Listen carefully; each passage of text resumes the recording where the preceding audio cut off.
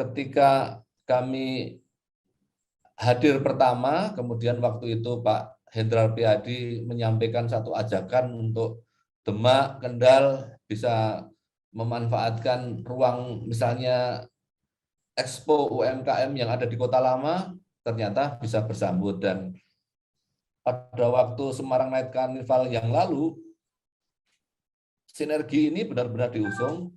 Jadi mereka tidak hadir sebagai penonton, tetapi juga menjadi penyaji. Ini saya kira tidak akan terjadi kalau tidak ada komunikasi yang bersifat terobosan-terobosan seperti melalui dialog di podcast yang kami inisiasi itu.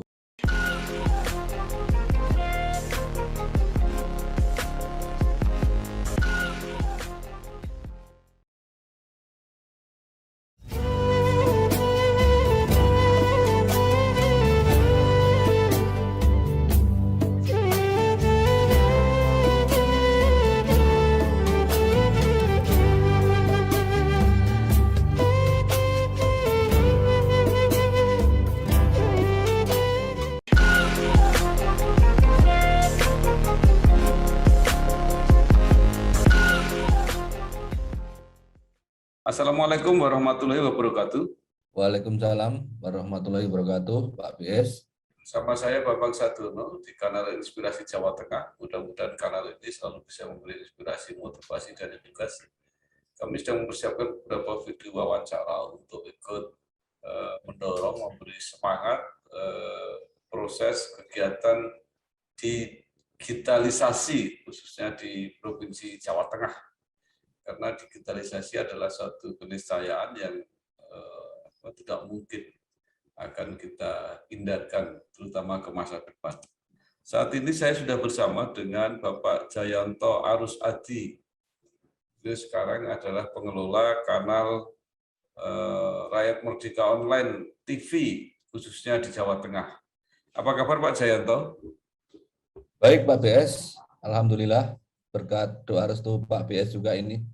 Ya, baik Pak Jayanto ini sudah malang melintang di dunia jurnalistik, ya, baik konvensional di surat kabar sampai sekarang di media online. Mungkin bisa bercerita pengalamannya ketika masuk dunia jurnalistik, mungkin sejak kuliah bahkan, nah sampai sekarang terjun di media digital yang saya lihat sekarang dengan beberapa kreasi yang konvergensi yang menarik. Silakan Pak Jayanto. Baik Pak BS, selamat siang kepada siapa saja pemirsa Inspirasi Bangsa ini. Terima kasih Pak BS sudah diundang di sini. Baik, saya ingin menceritakan kronologis atau mungkin historis yang saya alami, yang saya jalani menjadi jurnalis untuk kurun waktu yang saya kira tidak pendek Pak BS. Saya hitung kira-kira sudah hampir 25 tahun lebih Pak BS. Pertama kali berawal dari Pers Kampus dan kemudian berlabuh di pers umum. Tentu waktu itu karena mazhab cetak ini masih menjadi satu-satunya pilihan, tentu itu yang menjadi pilihan kami. Tetapi sekarang cetak sudah mengalami sandiakala dan kami berkesempatan untuk berlabuh di platform digital ini, salah satunya dengan membangun satu sindikasi melalui digital, baik itu secara audiovisual maupun dengan yang sudah ada sebelumnya radio, Pak BS. Nah, sejak kapan Pak Jayanto mulai aktif di kanal YouTube? Kalau YouTube secara efektif baru berjalan sekitar 2 tahun terakhir, Pak BS. Karena sebelumnya setelah era media cetak itu mengalami turbulensi dan sandiakala, saya merintis untuk menjadi host di televisi, waktu itu di TVRI Jawa Tengah, tetapi itu tidak berlangsung lama, sekitar 3 tahun begitu, dan secara lebih firm begitu aktif untuk menjadi penggiat di media digital, khususnya melalui streaming, video streaming, kemudian tayangan-tayangan yang ditayangkan secara konvergensi itu sekitar 2 tahun, 3 tahun terakhir ini, Pak BS. Ya.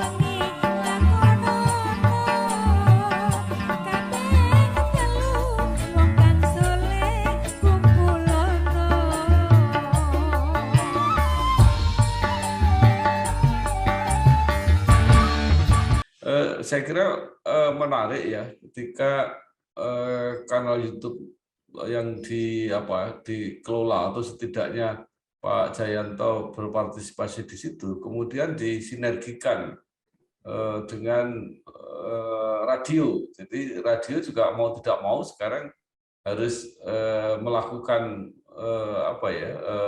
penyesuaian. Kalau tidak, dia akan ditinggalkan oleh audiennya juga. Gimana pengalaman Pak Jayanto di sini? Baik, jadi radio itu memang awalnya semacam coba-coba begitu, ada talk show, ada dialog begitu yang saya menjadi host di sebuah radio di daerah namanya Radio Surakota Wali. Saya menjadi host untuk dialog di radio itu, dan kebetulan Radio Suara Kota Wali atau RSKW 104.8 itu sudah cukup maju secara SDM, mampu membangun konvergensi baik itu melalui channel-channel media online-nya maupun di streaming, dan kami kemudian ikut memberikan satu support begitu, tidak hanya melalui sinergi di media sejenis, tetapi juga ada 3 agenda yang kami lakukan sekaligus. Jadi sebagai acara utama itu adalah dialog atau talk show dalam bentuk podcast di radio, karena podcast otomatis kan bisa ditayang lewat YouTube, dan dialog itu kita hadirkan menjadi sajian di media cetak yang masih ada gitu Pak BS. Dan sekarang kami karena kebetulan ada aktivitas di TV, dalam hal ini Ermol TV dan TV Desa, kami gabungkan sekalian sehingga ini meliputi 3 platform yang berjalan secara paralel Pak BS. Antara cetak yang kita tetap jalan, radio menjadi sebuah menu utama, dan menjadi nilai tambahnya itu adalah bagaimana audiovisual ataupun digital ini kita sinergikan di sana. Ya.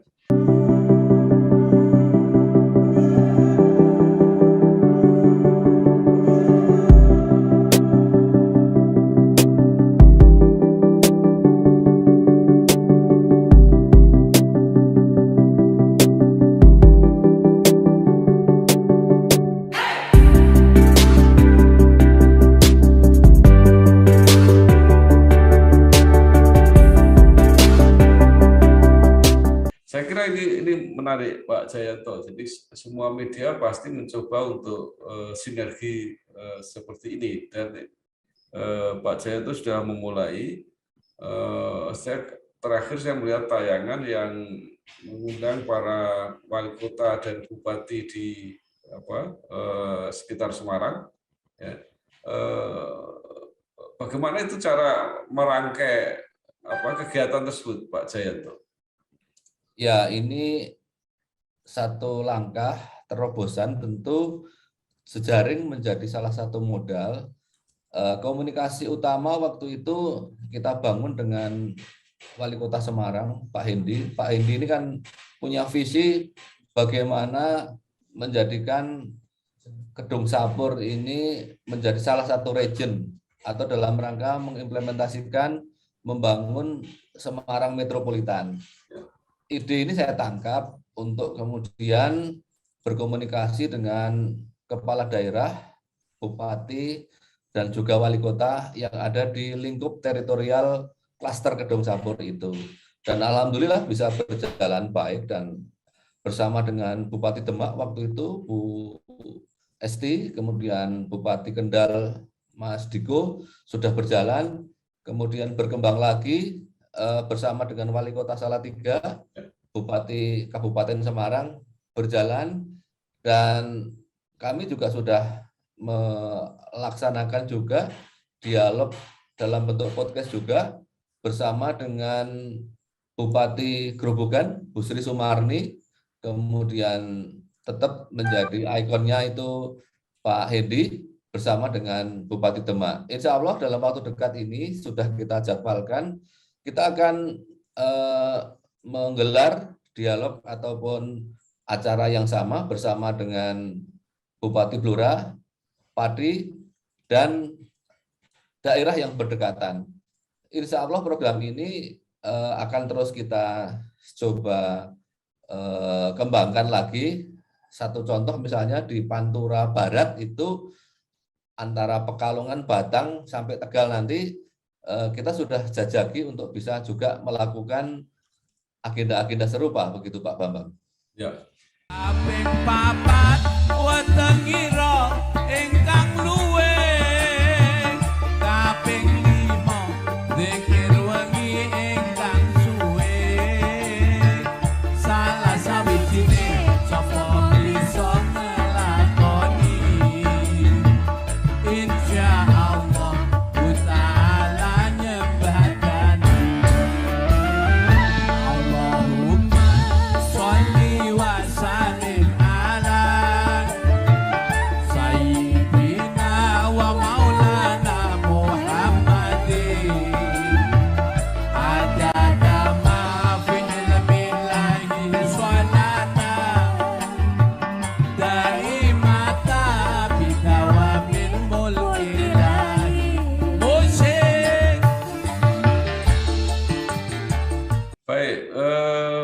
Bagaimana respon dari masyarakat terhadap program seperti ini?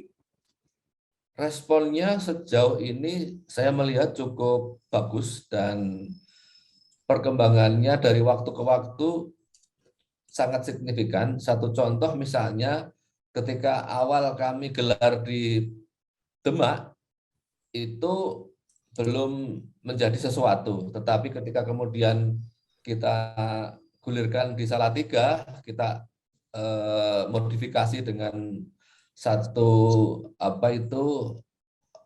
dialog yang lebih terbuka di open air begitu, sehingga akan ada audiens dan ada aktivitas-aktivitas yang mengiringi seperti expo UMKM atau mungkin semacam pagelaran seni. Ini menjadikan satu suguhan yang tidak sekadar dialog tentang persoalan-persoalan yang terjadi di wilayah tersebut, tetapi juga dialog itu sendiri secara on air, di on-site-nya bisa disaksikan, dan yang hadir itu bisa menikmati berupa-rupa aktivitas yang menjadi varian daripada kegiatan ini. Ini satu dari segi racian, dan dari bentuk expose-nya kami sampaikan bahwa ini menjadi terobosan karena apa? Karena di media cetaknya juga hadir, kemudian di TV-nya secara live stream-nya bisa diikuti, apalagi di radionya ini kan dengan digital radio itu kan bisa diakses tidak tersekat oleh jarak dan waktu dimanapun, bahkan ketika acara itu berlangsung ada audiens yang mendengarkan itu dari Selandia Baru, ada dari Jepang, karena mereka punya primordialisme dan Ya, itu real time gitu Pak Bias. ya.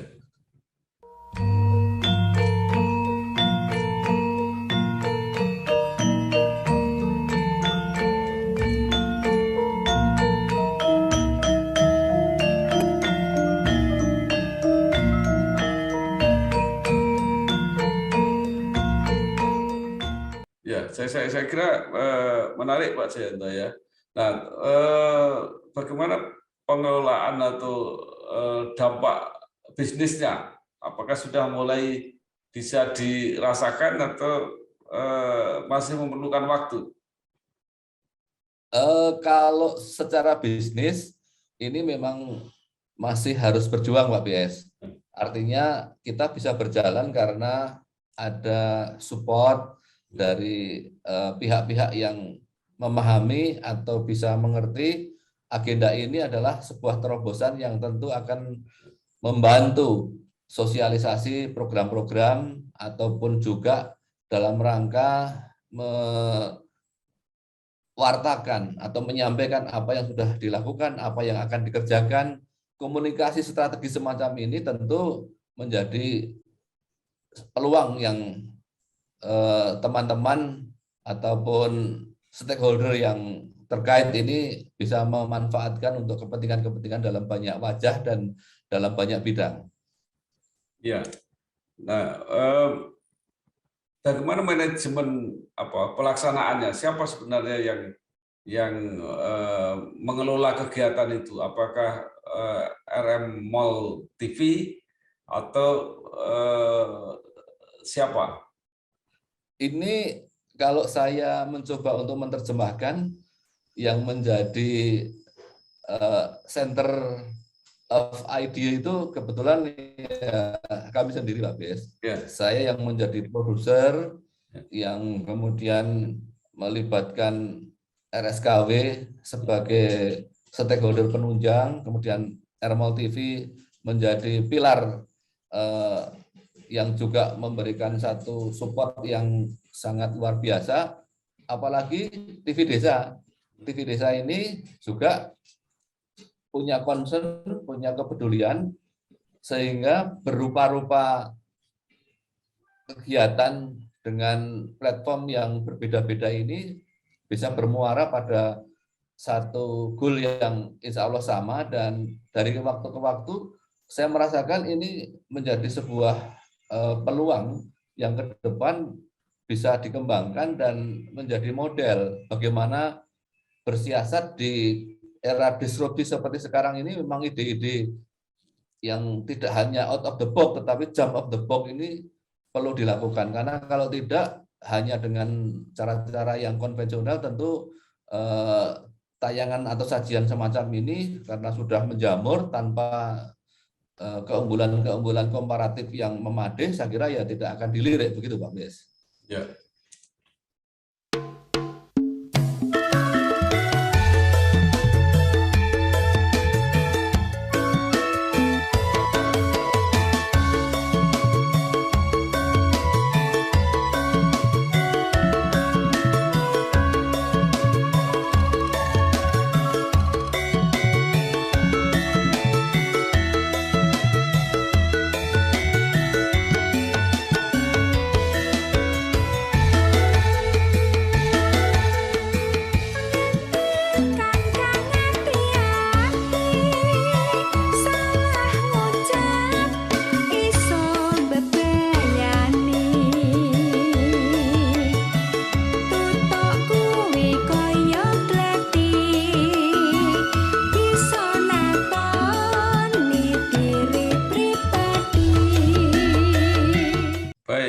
Lalu kira-kira ke depan seperti apa ini?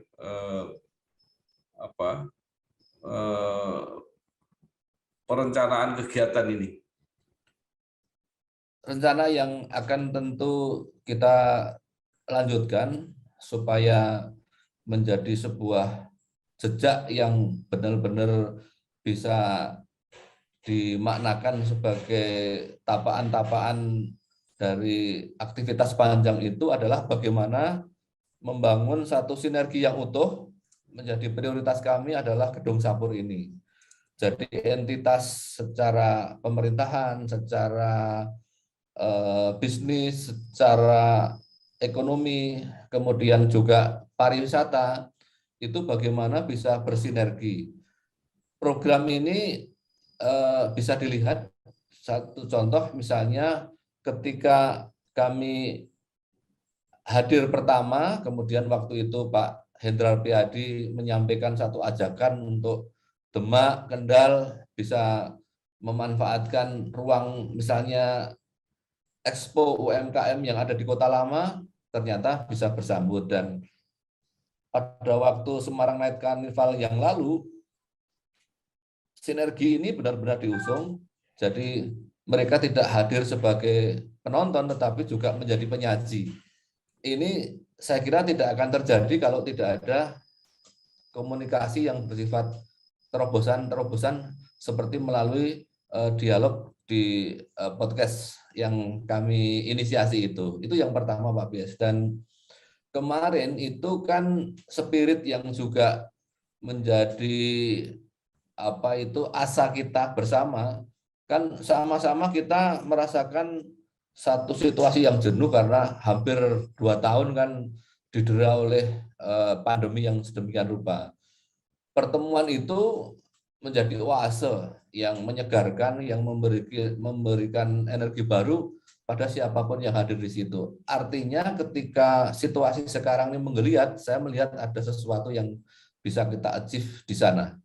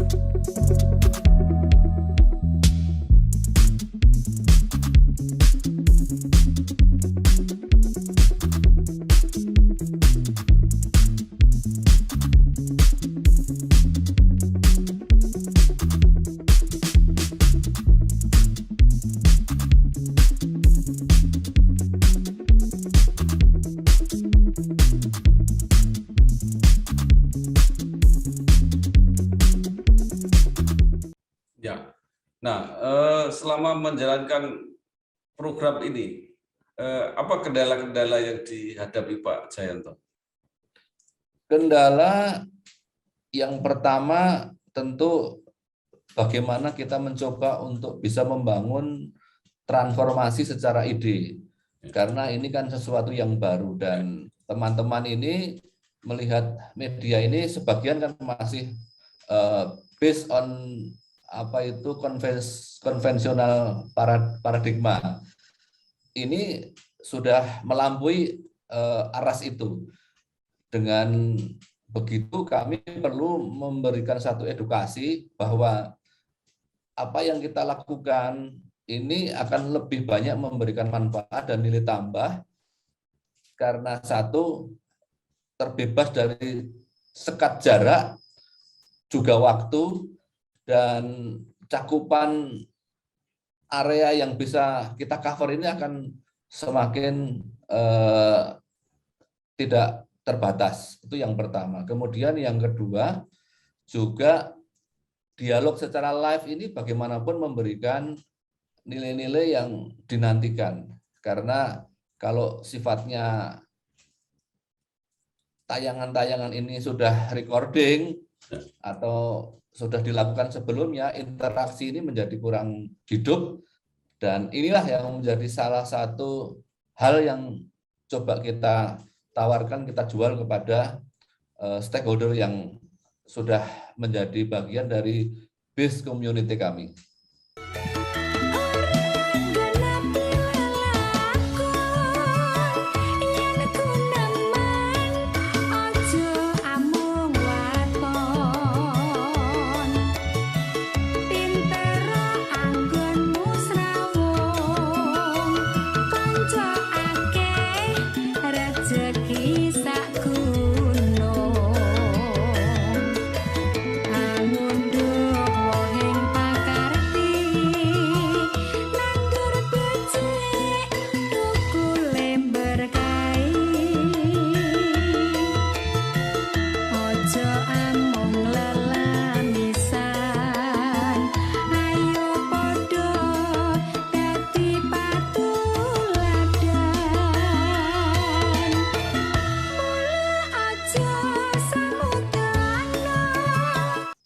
Iya, menarik sekali.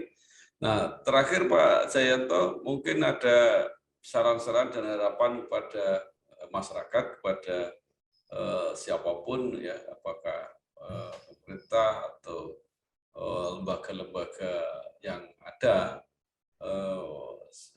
agar kesadaran bahwa media digital ini adalah satu keniscayaan yang harus kita manfaatkan peluangnya sebaik-baiknya.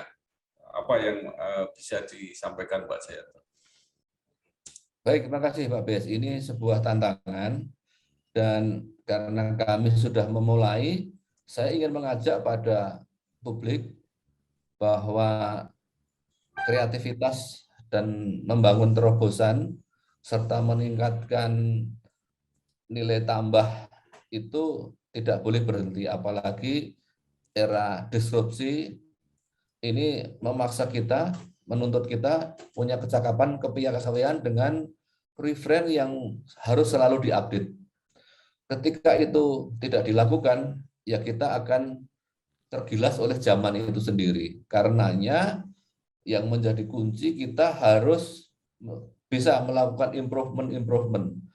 Itu menjadi yang pertama. Dan yang kedua adalah networking menjadi penopang yang sangat-sangat strategis dan memberikan kontribusi secara signifikan. Karena kalau tidak ada supporting dari aspek jaringan, saya kira kita akan susah untuk bagaimana mengenlarge acara-acara semacam ini, apalagi kan itu harus dikembangkan dari waktu ke waktu. Jadi kata kuncinya ya tidak boleh berhenti dan terus mengasah dari dua aspek yang tadi tersebut. Dan yang terakhir pada bagaimana kita membidik melihat isu-isu yang ditangkap di sana itu juga benar-benar yang mampu memberikan pencerahan, enlightening kepada siapapun yang mendengarkan program atau acara yang kita sajikan. Itu menjadi trisula yang menurut saya harus dimiliki, bagaimana bisa menghidupi atau menjaga asa, spirit ini untuk tidak redup, Pak Bas.